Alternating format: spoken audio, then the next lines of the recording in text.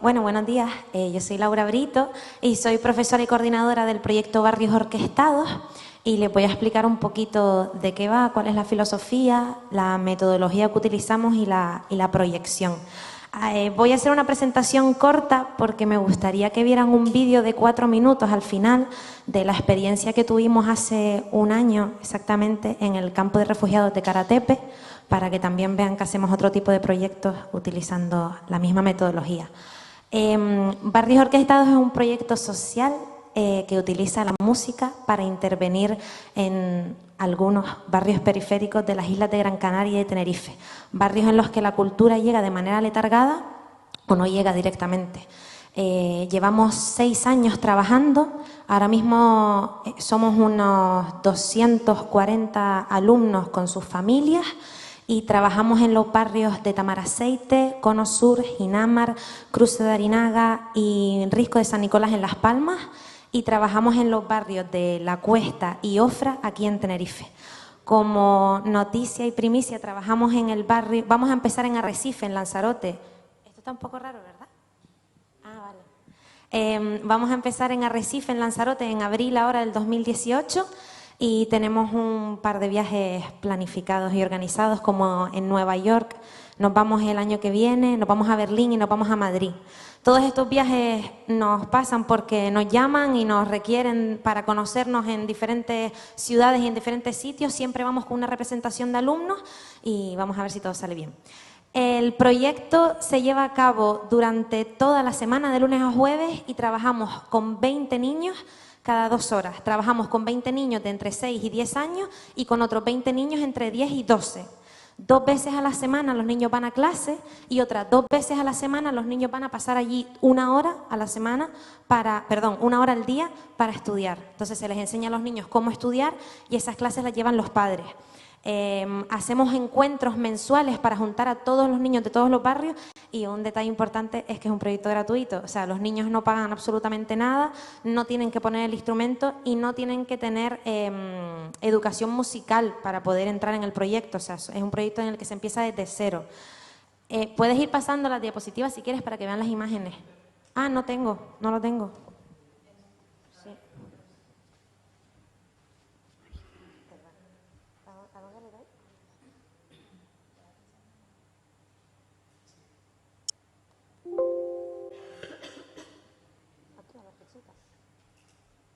Ah, vale. Así me organizo. Empezamos en el año 2012 a trabajar en el barrio de Tamaraceite y gracias a que recibimos ayudas de asociaciones y fundaciones, tanto privadas como públicas, es por lo que hemos podido crecer en diferentes barrios. Somos transparentes y más o menos en cada barrio lo que necesitamos son unos 12.000 euros, lo que supone el pagar al profesorado y pagar el instrumental y el enriquecimiento de ese instrumental, o sea, que no sean instrumentos que se pierden, sino que los llevamos a luthieres, que son los encargados de arreglar esos instrumentos para poder reutilizarlos. Un poco la filosofía y la metodología que utilizamos, aunque después nos van a hacer una pregunta sobre eso, intentamos siempre trabajar en grupo, intentamos crear orquestas de cuerdas frotadas solo, la finalidad o el propósito es crear orquestas sinfónicas, pero los instrumentos de viento son todos muy diferentes, entonces la cualidad del instrumento de cuerda es que todos se tocan prácticamente igual, que es el violín, la viola, el cello y el contrabajo. Son diferentes posiciones, pero son 4 cuerdas, se tocan con un arco y creas o no, una profesora, aunque no sepa de contrabajo, si es violinista, puede dar esa clase en grupo porque es cuestión de formarse. El proceso de aprendizaje es muy fácil, no se crean que el instrumento es difícil, es un instrumento que es fácil de tocar, además los niños ya vienen con una motivación porque es elección de ellos estar en nuestro proyecto y el director del proyecto, que es José Brito, hace unas piezas que van siempre en concordancia con el nivel en el que el niño está. Entonces, por mucho que haya un barrio que lleva 6 años, si entra un niño nuevo a ese barrio, siempre va a tener una parte de esa pieza que son las cuerdas al aire, por ejemplo, que es simplemente tocar las cuerdas al aire del instrumento. Dividimos las clases en 4 partes aproximadamente. La primera es relajación y respiración, para que ellos tengan un poco de conciencia sobre su cuerpo y sobre los movimientos que van a hacer. Hacemos un ejercicio que se llama tono dinámico, que es para trabajar la parte vocal. Hacemos un ejercicio que se llama número sonoro, que es para trabajar la parte rítmica. Y ya después la última media hora de clase es la que utilizamos para la parte instrumental. Les voy a, como después me van a hacer preguntas, se los explico así por encima, ¿vale? Les voy a poner un vídeo de, como les expliqué antes, porque utilizamos esta metodología que usamos nosotros en nuestras islas. Nos llamaron porque había un proyecto muy parecido en el campo de refugiados de Karatepe, en la isla de Lesbos, en Grecia. Entonces fuimos hace un año para allá y les voy a enseñar un teaser de un corto que supongo que estará en breve. Vale, entonces pueden meter el vídeo ya si quieren. Creo que es el primero.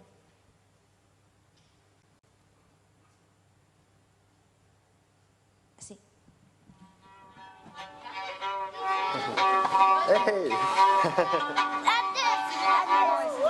Hello. Hello. Where is the bathroom from here? No. Good morning. And then me. You say. Mira, mami, el gorrito de Shala. You say.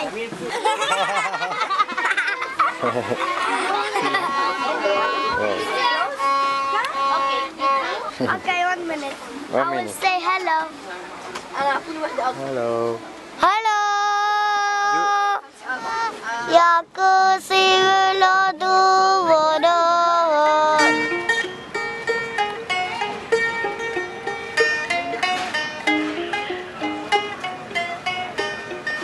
Esta experiencia de trabajo en el campamento de Karatepe está suponiendo un crecimiento multidireccional.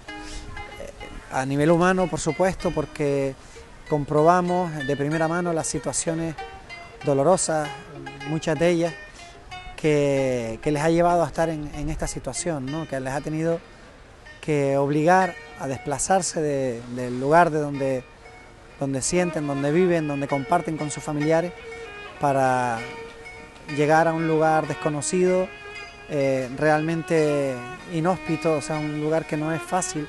Ahora mismo aquí hace muchísimo frío y aunque las condiciones van mejorando, tampoco son en ningún caso las ideales para estar viviendo, ¿no? Por supuesto a nivel técnico, a nivel musical, porque nos obliga a analizar, a debatir, a reestudiar y por lo tanto a mejorar método, ¿no? Que al final es lo que provoca el éxito de cualquier proyecto, ¿no? En este sentido, el que nos veamos con un número de alumnos que fluctúa por las condiciones del propio campamento, porque debe ser así, porque la situación política les obliga, ¿no? Hoy a lo mejor estamos trabajando con 25 niños, o con 30 o con 40 hemos trabajado, y mañana puede que 15 de esos niños no estén en el campamento porque los han tenido que llevar a otro campamento o han tenido que ir a Atenas o otra ciudad, ¿no? Entonces esa condición pues también nos hace replantear la propia metodología que veníamos trabajando y adaptarla a este tipo de situaciones. Con la música todo resulta mucho más directo, más fácil, no hace falta un lenguaje tan complejo o tan largo y enseguida los niños te comprenden, te sonríen, repiten, disfrutan y sientes que son felices. Por lo tanto nosotros somos igualmente felices.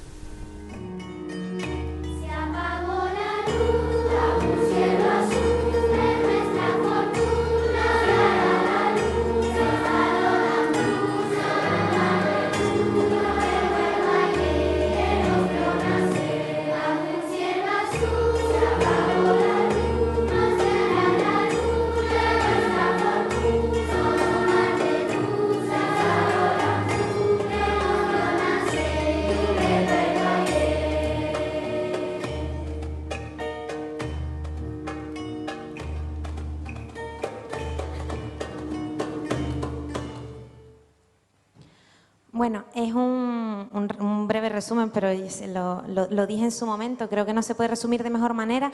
Y un poco ya para terminar y para darle paso a las demás, decir que los niños que estaban sonando, cantando la canción, son alumnos nuestros de Barrios Orquestados.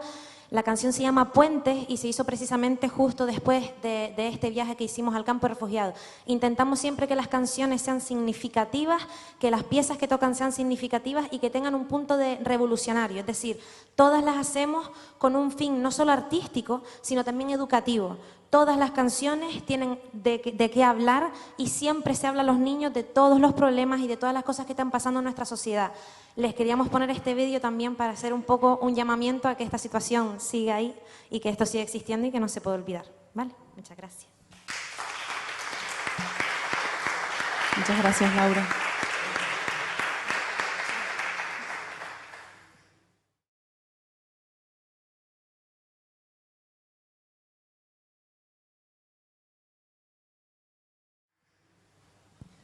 Bueno, buenos días. Mi nombre es Silvia Sánchez, vengo de Plena Inclusión Madrid para situaros un poco qué es Plena Inclusión Madrid. Somos una federación de organizaciones, de asociaciones y fundaciones, todas ellas sin ánimo de lucro, y que trabajamos para atender a personas con discapacidad intelectual y sus familias. Tiene presencia en todas las autonomías, también hay un Plena Inclusión Canarias, y también existe un Plena Inclusión en el ámbito nacional. Nosotros trabajamos todo tipo de proyectos desde el momento que la persona nace y a lo largo de toda su trayectoria vital. Y lo hacemos siempre a través de nuestra red de asociaciones. Por tanto, trabajamos desde la atención temprana, el ámbito de la educación, el ámbito del empleo, el ámbito del ocio, y dentro de todo ese conjunto de cosas que hacemos en su momento surge el proyecto Más Cultura, Más Inclusión, y que es que es el motivo de que estemos hoy aquí y de que nos hayáis invitado a participar, lo cual os agradecemos mucho. Veréis, este proyecto surge de una reflexión que hacen en su momento profesionales que trabajaban el ocio de las personas con discapacidad intelectual y de las propias personas con discapacidad intelectual. Llega un momento en el que, plantean que hay que dar un paso más allá y que lo que hay que hacer es establecer definitivamente un nexo de unión entre la cultura y la discapacidad. Entonces, lo primero que se hace dentro de ese proyecto es, vamos a ver en qué realidad nos estamos moviendo.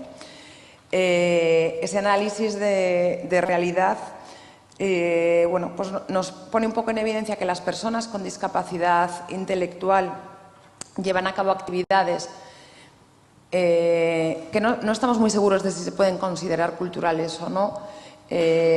Hacen determinadas actividades talleristas, como decía antes Raúl, y las hacen en espacios segregados, en sus propios espacios, en sus centros ocupacionales, en sus residencias. Y además los profesionales que se encargan de dirigir estas tareas reconocen que no tienen conocimientos suficientes para dar un paso más allá de lo que se estaba haciendo, que de alguna manera es el copia este dibujo o pinta y colorea, ¿no? Por entendernos, aunque tampoco hay que generalizar, pero era una parte de la realidad. Había algunas experiencias de personas dedicadas de manera profesional al ámbito cultural. Un ejemplo es el que ha dicho Raúl de la Asociación Debajo del Sombrero, que realmente son muy importantes, muy potentes. Están empezando a vender obra, no sin dificultades, ¿no? Porque luego chocan pues con cuestión de las prestaciones que reciben, etcétera, etcétera.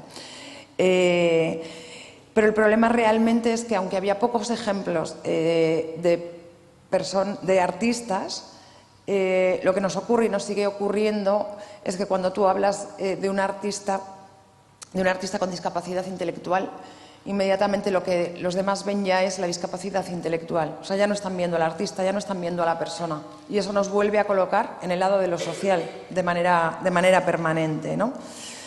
Luego, además, tenemos un hándicap muy importante, que es que nuestro colectivo no puede acceder a la enseñanza normalizada, ¿no? Es muy difícil que una persona con discapacidad intelectual pueda acceder a determinadas enseñanzas superiores. Y luego estaba también el importante papel, analizar el papel de las personas con discapacidad intelectual como consumidores de cultura, ¿no? Y ver qué papel tenían. Bueno, pues aquí también el panorama también era un poco desolador. Primero, bueno, porque la cultura era algo completamente accesorio, ¿no? Algo completamente accesorio porque estaba fuera de todo el proceso educacional, ¿no? Lamentablemente es así y, bueno, yo creo que eso ocurre en las personas con discapacidad intelectual, ocurre prácticamente en el resto de personas. Vamos, yo por lo menos a la generación que pertenezco no tengo muchos recuerdos de haber sido educada dentro del currículum escolar en cuestiones más artísticas o más culturales. Pero la persona con discapacidad intelectual además tiene un problema importantísimo de comprensión. Se necesita que se les facilite la información, hacer la información accesible. Lo mismo que para una persona con una discapacidad física puede necesitarse una rampa, para las personas con discapacidad intelectual se necesita que la información esté adaptada, que haya lectura fácil, que la información que hay en los espacios sea accesible, sea claramente comprensible y que las personas se puedan orientar y deambular con normalidad por los espacios. Añadido a eso, una persona con discapacidad intelectual, en líneas generales, lo que puede necesitar para acudir a un espacio es una persona de apoyo, ¿no? Una persona de apoyo evidentemente encarece la posibilidad de disfrutar el ocio. Es decir, si una persona con discapacidad intelectual para ir al cine requiere una persona de apoyo, el coste lógicamente es doble. Eso para familias, para nuestras familias, ¿no? Que ya por el simple hecho de tener un miembro de su familia con discapacidad intelectual soportan un sobreesfuerzo económico de 20.000 euros, pues entenderéis que haga que de alguna manera la cultura quede relegada y no sea una prioridad. ¿Qué era lo que pasaba? Que en todo este contexto, digamos que las participaciones culturales como consumidores quedan reducidas a salidas que se organizan desde los propios centros, pero no son libremente elegidas, ¿no? Yo creo que una de las cosas que tiene que tener el ocio, el disfrute de la cultura, es decir, a mí me apetece ir a esta exposición que se hace tal día, o me apetece ir a ver esta película a la hora que quiera y con la gente que yo quiera, ¿no? Yo recuerdo muy bien que una vez hablamos con unos cines, bueno, porque queríamos plantear un poco la necesidad de facilitar el acceso libre de la persona de apoyo a sus salas, y me contestó, bueno, pero si nosotros ya colaboramos, nosotros algunos sábados, cada 2 meses o así, programamos por la mañana una película para gente con discapacidad intelectual. Claro, yo me quedé muy asombrada, ¿no? Pues yo, no sé, yo sí tengo una discapacidad intelectual, no creo que eso signifique que quiera ir al cine por la mañana, no quiero que signifique que tenga que ir a ver una película en concreto y no significa que la tenga que ir a ver donde ellos digan, ¿no? Pero bueno, y luego, por supuesto, a nivel organizacional, porque también hubo que hacer mucha crítica interna en las agendas de los gestores de las propias organizaciones, no figuraba la cultura, ¿no? Bueno, pues en ese contexto, que como veis no era nada optimista, a veces, ahora ya sé por qué nos metimos en aquel jardín, ¿no? Pero entonces daba bastante miedito. Es como surge Más Cultura, Más Inclusión y comienza con la elaboración de un manifiesto por la cultura inclusiva, que bueno, os hemos traído algunos ejemplares que yo creo que los tendrá Estrella por ahí, y ese manifiesto es lo que marca nuestra hoja de ruta, ¿vale? El proyecto, sí hay que deciros que es posible gracias a la financiación privada. Desde el minuto cero contamos con el apoyo de Fundación Repsol y eso es lo que nos ha ido impulsando a lo largo de estos 5 años. Y lo primero que teníamos que hacer, bueno, pues era empezar a desaprender. Empezar a desaprender significaba eliminar prejuicios, pero no solo los prejuicios que estaban en la calle, las personas con discapacidad intelectual. Bueno, es un colectivo en riesgo de exclusión, pero también teníamos que eliminar prejuicios en el entorno más cercano, ¿no? Empezando por nuestras propias entidades, por nuestras propias familias. De alguna manera, bueno, llevábamos una mochila llena de noes y lo que teníamos que hacer era empezar a sacarlos de ahí. Y nos pusimos, como os digo, a hacer un proyecto a largo plazo que además significa un ciclo constante de acción y de reflexión, ¿no? Hay 15 asociaciones y fundaciones nuestras que trabajamos este proyecto en red, liderado desde la Federación. Y el manifiesto, de una manera muy resumida, establece 3 puntos clave, ¿no? Por un lado, defiende el potencial artístico de la persona con discapacidad intelectual. Nosotros de ningún modo decimos que todas las personas con discapacidad intelectual tengan un potencial artístico. Probablemente es igual que el resto de la media de la sociedad normalizada. Lo único que defendemos es que aquella persona con discapacidad intelectual que tenga potencial artístico pueda desarrollarlo y tenga la oportunidad de hacerlo. Pero además, nosotros cuando hablamos de cultura también hablamos de lo que es la creatividad. Es decir, se puede practicar el arte para desarrollar la creatividad, no con el fin de ser artista, ¿no? No todos queremos ser artistas, no todos estamos dotados para ser artistas, pero probablemente el ejercer alguna práctica artística nos ayude mucho, ¿no? O el aprender, el ser educados a disfrutar de una exposición, de un concierto, de lo que sea, ¿no? Luego, el otro papel que defendemos es la persona con discapacidad como consumidor cultural. Realmente, como os decía antes, es que ni siquiera nos habíamos planteado que a las personas con discapacidad les pudiese interesar acercarse a la cultura, lo cual es bastante triste que no hubiese ese planteamiento. Y luego también nos dimos cuenta que había muchos nichos de empleo alrededor de los oficios que genera la cultura. De alguna manera habíamos encasillado a las personas con discapacidad intelectual pueden ser buenos auxiliares administrativos, pueden ser buenos reponedores, buenos auxiliares de jardinería. Y entonces nosotros nos planteábamos, ¿por qué no? Hay múltiples oficios que seguramente pueden desempeñar muy bien las personas con discapacidad intelectual. Y así comenzamos a desarrollar todas nuestras acciones, ¿no? Y digamos que nuestro objetivo, todo iba ligado con un leitmotiv que era presencia, participación y pertenencia, ¿no? Presencia es estar en los mismos sitios donde los demás están. Participación en el sentido de facilitar precisamente esa presencia, eliminando barreras físicas, cognitivas y actitudinales, y pertenencia, ¿no? Sentir que formamos parte de algo, que pertenecemos y que contribuimos a construir sociedad. Las acciones que comenzamos a hacer abarcan todas las prácticas artísticas, artes plásticas, cine, música, literatura. Participa cualquier tipo, todos los perfiles de personas con discapacidad intelectual, pero es verdad que empezamos en el último año, nos estamos volcando especialmente en personas con discapacidad intelectual en proceso de envejecimiento. Las personas con discapacidad intelectual hasta hace unos años lamentablemente no envejecían, ¿no? Entonces nadie se preocupaba de esa parte. Ahora hay que preocuparse porque afortunadamente tienen una esperanza de vida muy similar a la nuestra. También nos ocupamos de mujeres con discapacidad intelectual que por el mero hecho de ser mujeres, de tener discapacidad y ser su discapacidad intelectual, padecen una triple discriminación, ¿no? Pero para hacer todas nuestras acciones necesitábamos, lógicamente, contar con la parte externa.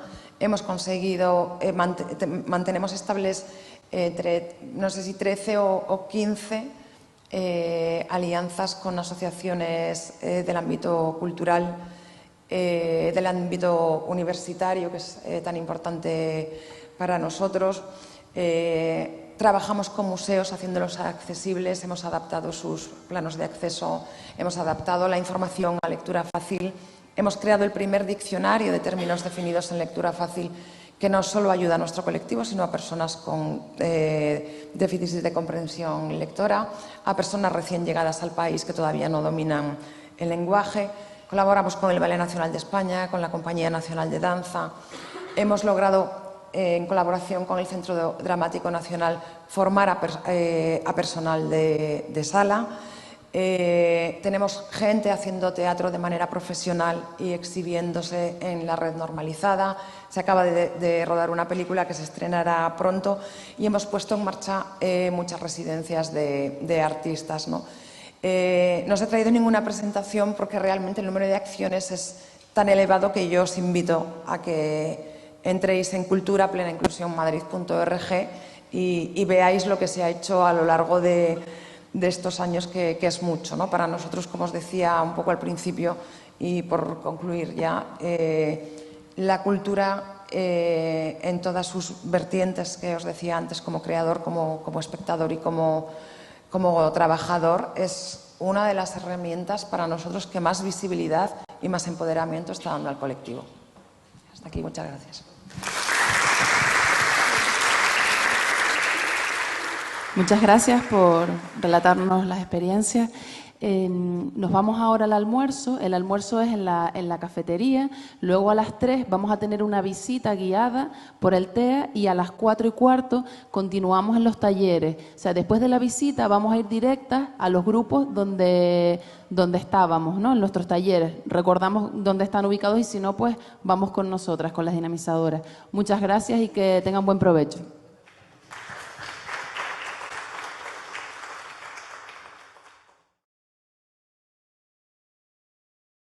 Nosotros como entidades, ¿qué es lo que nosotros promovíamos que ellos consumieran, nuestros usuarios? En cuanto a lo que nos aporta a nosotros la cultura, en este caso, a las personas o a los colectivos con los que trabajamos, ¿qué les aporta? Pues vitalidad, bienestar, disfrute, curiosidad, ampliar sus conocimientos, sociabilización. Todavía eso lo remarcamos o se remarcó sobre todo por el colectivo de las personas o las personas mayores con las que se trabaja mucho, es decir, les ayuda a estar vinculados a no sentirse solos, los obliga a salir, a comunicarse con otras personas, también a las personas con diversidad funcional, apoyo, inclusión en redes sociales de apoyo para evitar el aislamiento, lo que estaba diciendo antes, mejorar su empoderamiento y su autoestima, romper barreras, empatía y calidad de vida. Y nada más. Vale. Y nada menos. En cuanto a los elementos que nosotros consideramos que intervienen o que pueden un poco modificar o no modificar, quizás es más limitar o no tanto nuestro acceso a la cultura, están el desconocimiento y la falta de información, las campañas informativas de personas de referencia y que las campañas sean atractivas y sencillas de acceso, es decir, eso lo ponemos en valor, pero también consideramos que si hacemos campañas informativas que lleguen a esos colectivos y además esas campañas son atractivas y sencillas para las personas a las que se les da, pues esas campañas se le destinan, pues lo vemos como un valor. Las barreras arquitectónicas y de comunicación, las limitaciones personales, culturales, sociales y de educación, eso también puede limitarnos a la hora de poder acceder o no a determinadas actividades. En el caso de la educación de la persona, eso lo ponemos como un valor positivo. Las barreras culturales de estereotipos, ya sean relacionados principalmente con edad, género o clases sociales. La accesibilidad, indiscutiblemente, que haya mayor accesibilidad nos permite acceder más a las actividades y eso lo poníamos en valor positivo. Y después, pues, las limitaciones que tenemos en cuanto a nuestra situación económica y social, comunicativa física y otras barreras. Una cosa que se mencionó, que es quizás particular de las personas que tienen algún tipo de limitación, es la sobreprotección por parte de los cuidadores. Muchas veces le ponemos límites a la hora de acceder a algún tipo de actividades por miedo a que suceda algo, a que no puedan cumplir con las expectativas que les va a generar esa actividad. Entonces, eso también veíamos que con respecto a esos colectivos, sobre todo mayores o personas con discapacidad, pues era un elemento que también podía limitar. La falta de interés de las personas, nuestra comodidad y nuestra falta de predisposición a intervenir en las actividades, eso también lo vemos como una limitación. Y sin embargo, poníamos como en positivo o en clave positiva la motivación personal y la institucional que hacemos las entidades que trabajamos con las personas. La economía, evidentemente, influye en qué tipo de actividades puedes o no acceder en algunos casos. La discriminación. Y después estábamos hablando de los equipos y proyectos que fomentan el acceso a la cultura como algo como un valor positivo. Lo habíamos puesto. Entonces, en cuanto a lo que nosotros proponemos para mejorar esto, hablábamos de propuestas que sean reales y que nosotros podamos poner en marcha, porque propuestas utópicas tenemos todos, como por ejemplo que todas las actividades fueran gratuitas y todo el mundo pudiera acceder. Es utópico porque no es real, ¿no? O sea, a todos nos gustaría, pero no. Entonces, a la hora de realizar propuestas, hicimos 4 un poco generales. No hacer actividades dirigidas a colectivos con especiales necesidades sin contar primero con esos destinatarios, es decir, saber cuáles son sus necesidades a la hora de acceder y después también si ellos de verdad están interesados en hacer ese tipo de actividad o no, porque muchas veces se propone sin saber si de verdad ese colectivo, como decía la compañera, va a acceder o no a esa actividad o está interesada en hacerla. Que existan más foros de participación para dar a conocer la cultura fuera de las zonas centrales. Las zonas centrales me refiero a las zonas, por ejemplo, metropolitanas. Santa Cruz y Laguna, por ejemplo, tienen un montón de ofertas de actividades y todos los que vivimos en esta zona estamos cercanos. Pero ¿qué pasa con los pueblos o las zonas alejadas? Es decir, hay que crear foros para ver cómo podemos nosotros acercar la cultura allí. Fomentar la creación de cultura versus consumo. Me explico. Debemos de empezar a trabajar con que las personas cada vez sean más productoras de creación y no tanto de consumo, que es en lo que se centra más o menos la cultura en el momento actual. Y por último, exigir que sea real y efectiva la ley de accesibilidad. Quedamos en que esto no lo tendríamos que pedir, esto ya debería de ser real, pero por gracia o por desgracia no es real. Entonces, seguir exigiendo que se cumpla la ley de accesibilidad. Y después ya nos centramos en otras propuestas relacionadas con determinados aspectos. Por ejemplo, en cuanto al tema de las campañas informativas, veíamos que era necesario publicarlas, o sea, hacer campañas de información con suficiente antelación para que los colectivos que necesitan especiales medidas para poder hacerlas accesibles puedan ir a los actos. Por ejemplo, y lo decíamos en el caso de las personas sordas, como sucede ahora, si se van a promover actividades para este colectivo, hagámoslo con tiempo suficiente para que ellos puedan prever recursos como, por ejemplo, intérpretes a la hora de hacer la actividad, que no sea algo que se propongan de un día para otro. Y que las campañas de publicitación de esas actividades sean accesibles a cada colectivo.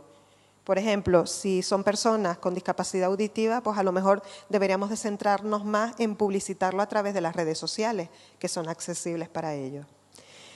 A la hora de realizar actividades, consultar previamente siempre con las entidades sociales que trabajan con esos colectivos. Por ejemplo, tercera edad, pues vamos a consultarles a ellos qué es lo que les gusta más, qué es lo que necesitan para realizar esas actividades, por ejemplo.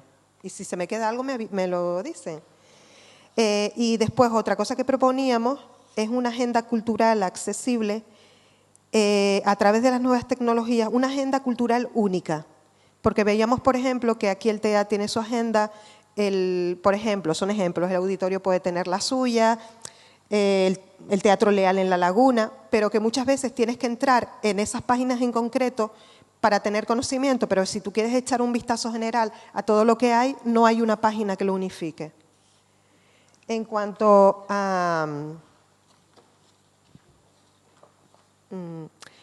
hay otro que era a ver, lo de las barreras. Las barreras. Sí. Espérate. Sí, bueno, las barreras para acceder, pues potenciar los elementos en... Ah, ya sé lo que es, perdón. Se me fue el que... Vamos a ver, cuando hablábamos de colectivos distintos que estaban afectados por alguna, pues ya fuera deficiencia auditiva, visual, utilizar elementos en común a la hora de hacer actividades culturales, elementos en común que podían ser accesibles a todos. Por ejemplo, para las personas con dificultad auditiva, potenciar en las actividades el área visual o el empleo de las nuevas tecnologías, de tal forma que no sea una actividad que tenga que ir solamente dirigida a personas oyentes, sino que también pueda ser dirigida a personas sordas, por ejemplo. Un ejemplo, entre otros. Después, en cuanto a nosotros habíamos hablado un poquito de barreras culturales y estereotipos. Entonces, cuando hablábamos concretamente de la edad, creíamos que tenemos que poner en valor a las personas mayores o las personas de la tercera edad como agentes transmisores de cultura, es decir, ir potenciando este tipo de actividades, que ellos se incluyan dentro de las ofertas culturales como elementos activos, no solamente pasivos para recibir esa cultura. En cuanto al género, veíamos que era necesaria la formación y aplicación del lenguaje no sexista y de otras medidas similares, y incorporarlo a la práctica. Pero hablábamos de formación también hacia los agentes que dan la cultura o que la imparten. No solo nosotros, sino facilitárselas a ellos de tal forma que cuando se nos transmita la cultura a nosotros ya se transmita o ya se incorpore en las prácticas. En cuanto a las barreras culturales y sociales, dijimos que deberíamos de pararnos a hacer un abordaje de los mitos y los estereotipos relacionados con determinadas actividades. Les pongo un ejemplo. Muchos decimos a veces, mira, es que a mí me gustaría ir a la ópera, pero me parece, ese fue un ejemplo que se puso, ¿no? Pero que me parece como que eso yo no puedo acceder porque es muy caro, o eso es para gente bien, que es una expresión muy común aquí, ¿no? Pues ir acercando, o sea, ir derribando esos mitos, o que a ese tipo de actividades no pueden ir personas mayores. ¿Por qué? ¿Por qué no pueden ir personas mayores? No, porque está más dirigido a personas más jóvenes, ¿no? Pues ir eliminando todos esos tipos de estereotipos. Después, lo de la apatía, que decíamos antes, la falta de motivación, pues nosotros creemos que para eso tenemos que ir poniendo en práctica actuaciones transversales, tanto en instituciones públicas como privadas, es decir, que se vaya motivando desde que el niño es pequeño e incluso hasta la persona mayor en el hecho de que la cultura es algo que nos enriquece y lo podemos hacer tanto instituciones públicas como privadas, que lo vayamos incorporando en todos los aspectos transversales de cualquier actuación que se desarrollen con las personas, desde que son niñas hasta mayores.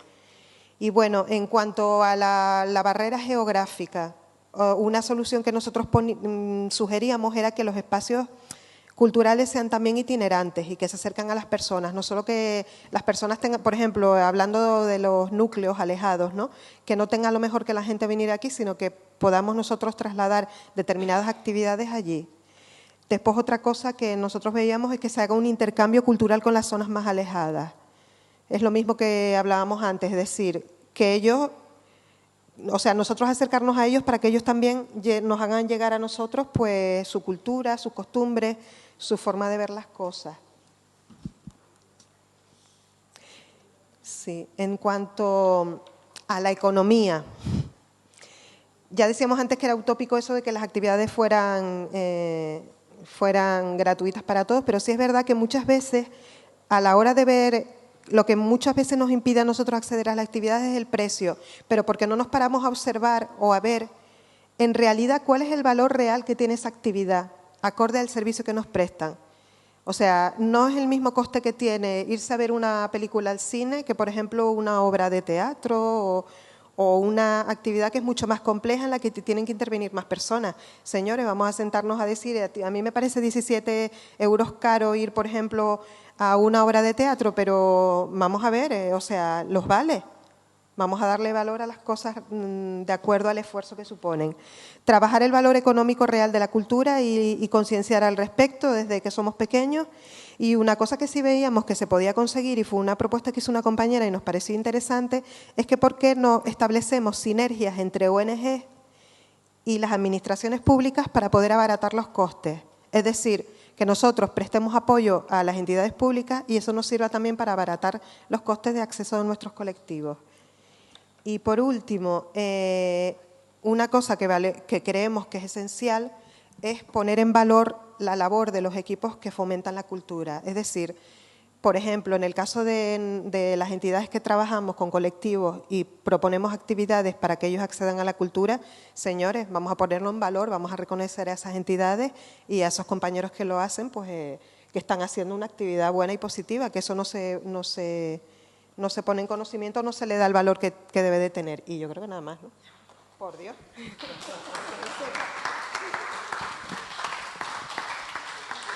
Ahora vamos con la portavoz del taller número 3, Nuria. Vale, si te puedes acercar. Hola, buenas tardes.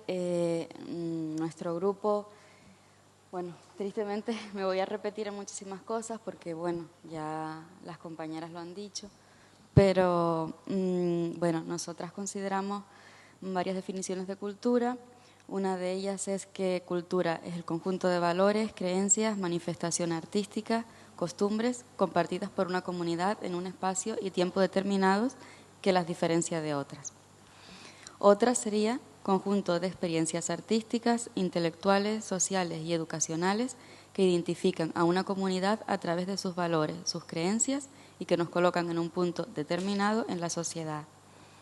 Y por último, manifestación del arte y la ciencia a través de acciones que se nos ofrecen desde la sociedad, con el objetivo de aportar conocimiento y disfrute. Si se fijan, tiene muchas similitudes. Y bueno, la siguiente cuestión es el consumo cultural.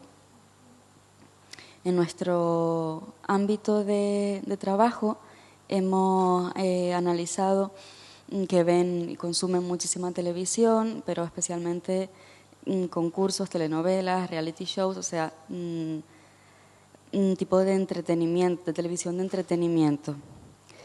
El cine sería más o menos igual, es un cine comercial, cine de acción, cine directo, rápido, no es algo de reflexión. También consume muchísima música, conciertos y demás, pero bueno, lo mismo, una música que refleje un poco su mundo, su ámbito socioeconómico, sus intereses, etcétera, ¿no? Un poco el reggaetón, etcétera. La gastronomía en el sentido que mucha gente migrante intenta que la gastronomía propia de sus lugares siga estando presente en el lugar de destino. Usan muchísimo como manera cultural los videojuegos, juegos online, videoconsolas, bibliotecas públicas, ocio y tiempo libre estaría enmarcado entre el encuentro, la reunión entre iguales, entre gente del barrio, donde pueden compartir experiencias, identificarse, reafirmar su propio yo. Y bueno, está determinado obviamente por su ambiente socioeconómico. Ay. Ya me pasé. Sí. ¿Qué aporta?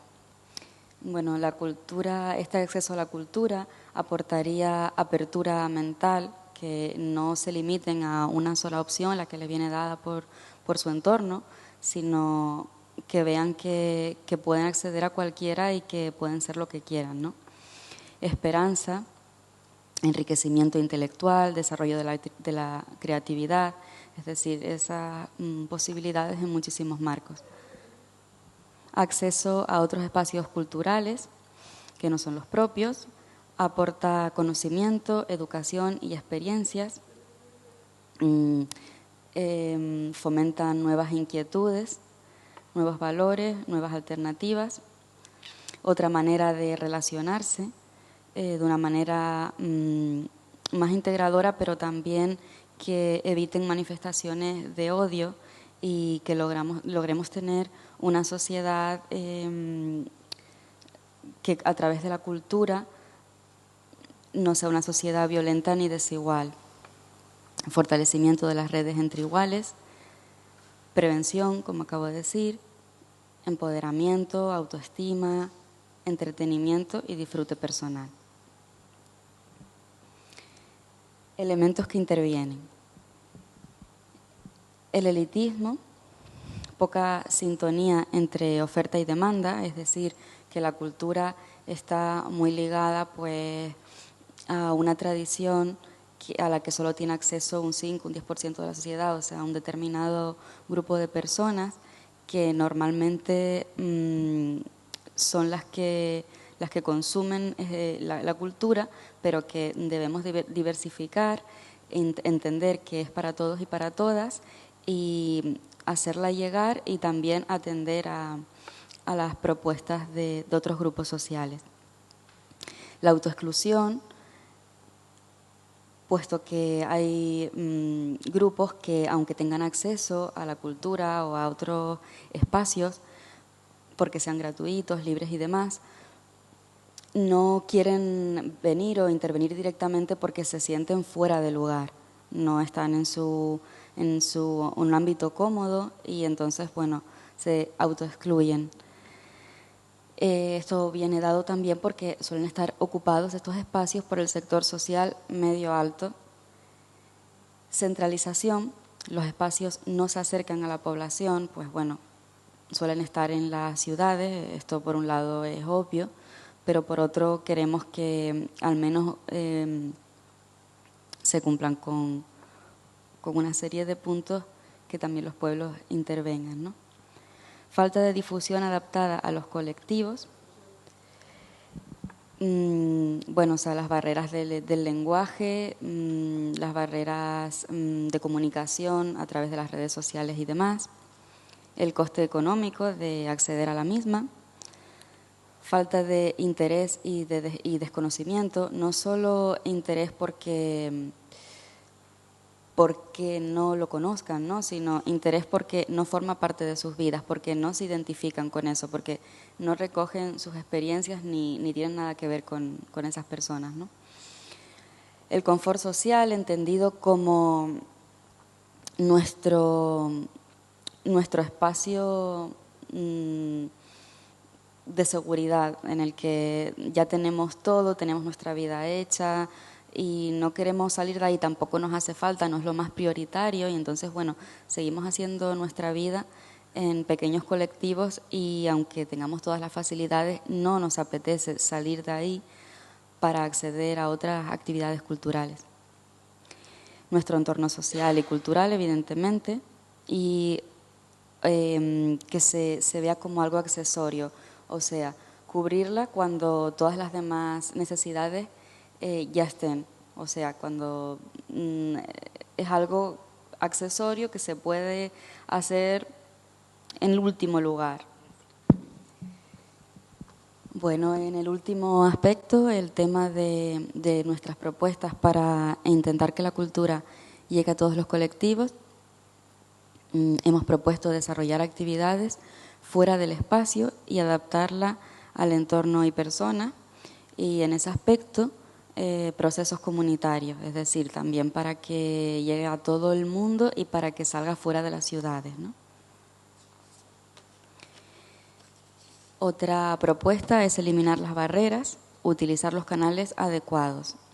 Esto quiere decir que usemos los canales y los espacios que este tipo de gente que no accede normalmente a la cultura de la que estamos hablando pueda observar todas las propuestas culturales a través de, por ejemplo, de las redes sociales que usan habitualmente y no solo de los canales clásicos que tengamos. Lo mismo con los espacios, es decir, si consumen muchísimo ocio, por ejemplo, en centros comerciales, pues poner allí las publicidades de las ofertas culturales. Y lo mismo con el tema del lenguaje, o sea, que el lenguaje se baje un poco y llegue a todo el mundo, por lo menos para que estas personas accedan desde la cultura a la que tienen hasta la élite, y luego ya arriba pues estaría el trabajo hecho. Contactar con las organizaciones es otra propuesta, porque obviamente tenemos que estar informadas, tenemos que fomentar nosotras mismas las actividades culturales y no solo centrarnos en nuestro ámbito concreto, sino entender que a través de la cultura se llega a la prevención, se llega a la educación, a la concienciación, ¿no? Actividades más subvencionadas, porcentaje para entidades sociales, es decir, que todas estas actividades tienen un coste, y para que la gente pueda acceder y las asociaciones puedan ofertarlas, tenemos que tener un porcentaje destinado para nosotras, para poder movilizar a estas personas y hacernos cargo. Una muy importante, es muy general, pero es la base, ¿no? Democratizar la cultura, es decir, que sea para todos y para todas, y que al mismo tiempo sigamos con el ámbito económico, ¿verdad? O sea, demos becas, demos bonos, como damos para la comida o la educación y demás. Descodificación de los diferentes gustos por la cultura. Con esto queremos decir que también tenemos que interesarnos por los gustos y aficiones culturales de estos colectivos. Es decir, tenerlos en cuenta y a través de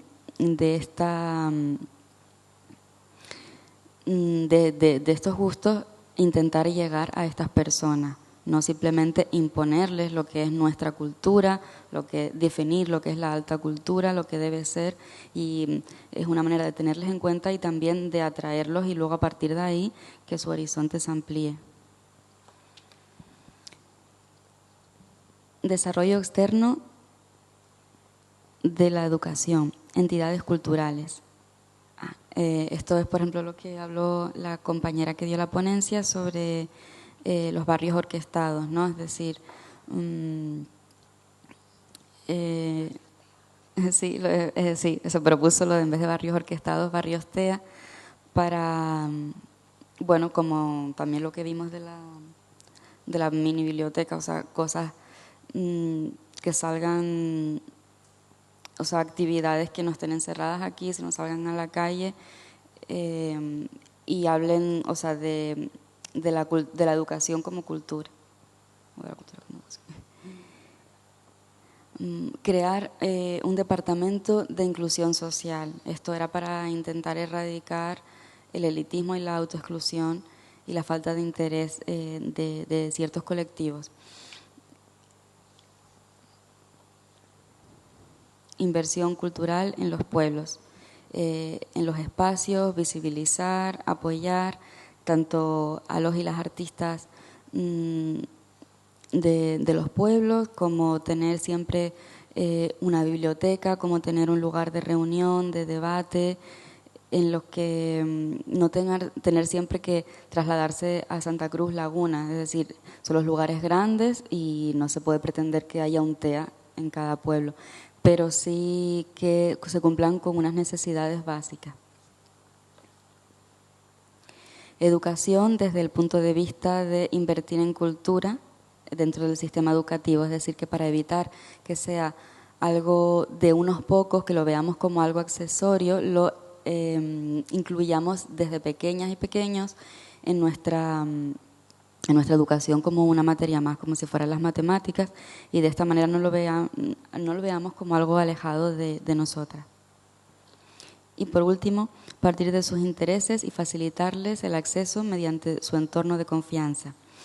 En este caso nos referimos a lo que ya hemos hablado de los intereses, pero también a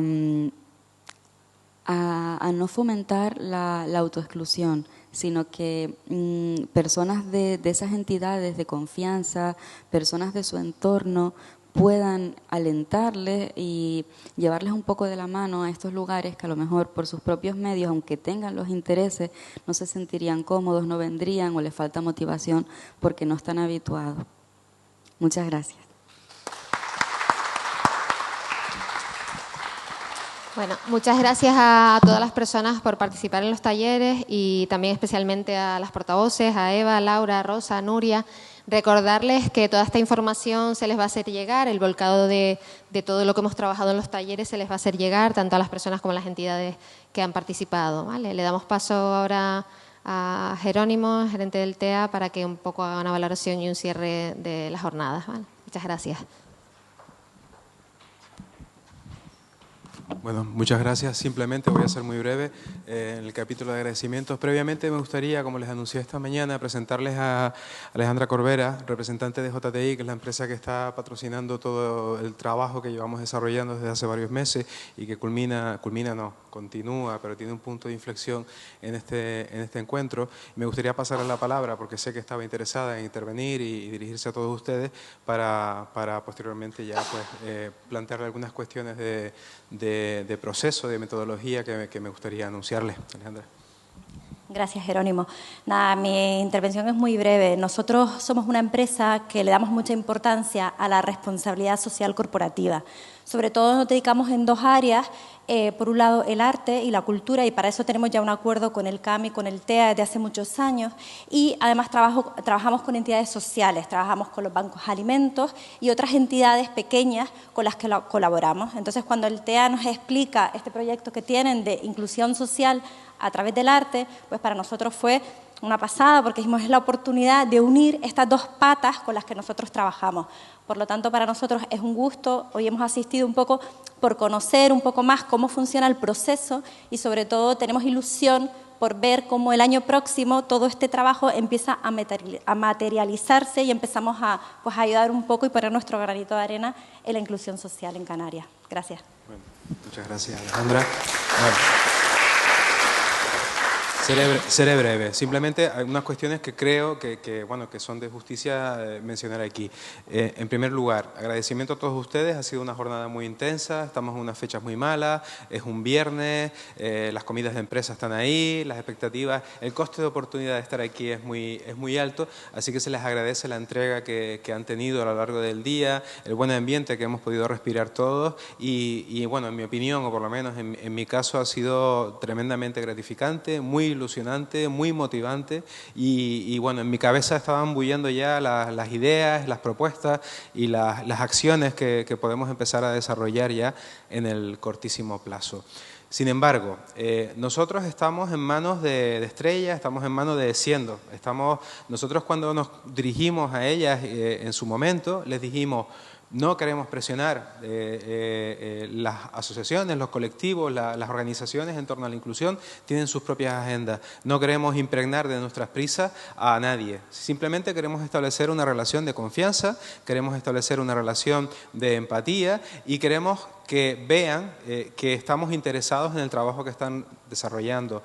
Entendemos desde el ámbito cultural y desde la inexperiencia que en el ámbito cultural existe hacia este tema, entendemos que tenemos que aprender mucho. Yo creo que ambas partes tenemos que aprender mucho. Hoy he oído aquí muchísimo más de lo que he leído tras muchos años de dedicación al ámbito de las políticas culturales. He creído entender muchísimas propuestas de aplicación inmediata. Creo que también hay algunas propuestas que pueden ser de aplicación en el medio plazo.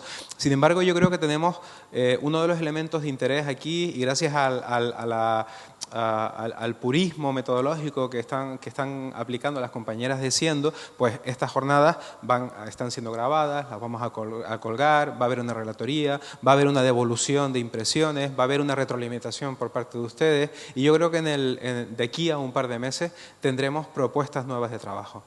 En ese punto, propuestas nuevas, no de trabajo, acciones, sino propuestas de ver qué hacemos, cuál es el siguiente paso, sin prisas históricas.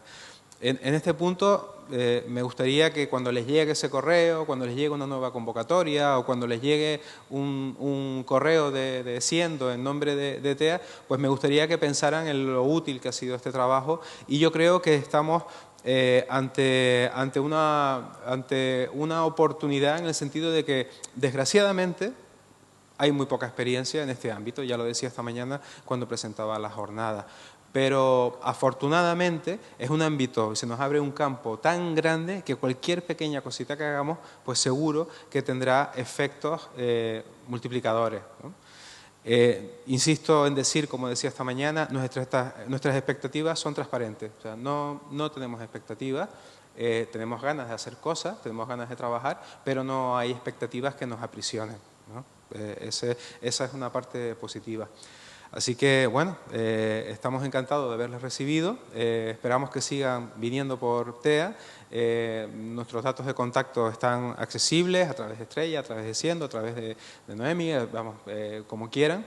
Y estamos abiertos a propuestas de colaboración. El Departamento de Educación, liderado por Paloma, que es el que les dio la visita guiada de hoy de las 3, pues desarrolla algún tipo de visita, algún tipo de propuesta, desde un punto de vista muy conservador, por llamarlo de alguna manera, pero están esperando un poco por los resultados también de todo este encuentro para implementar acciones y propuestas. Ya al mediodía estábamos hablando y estábamos todos también así muy ilusionados. En definitiva, muchas gracias.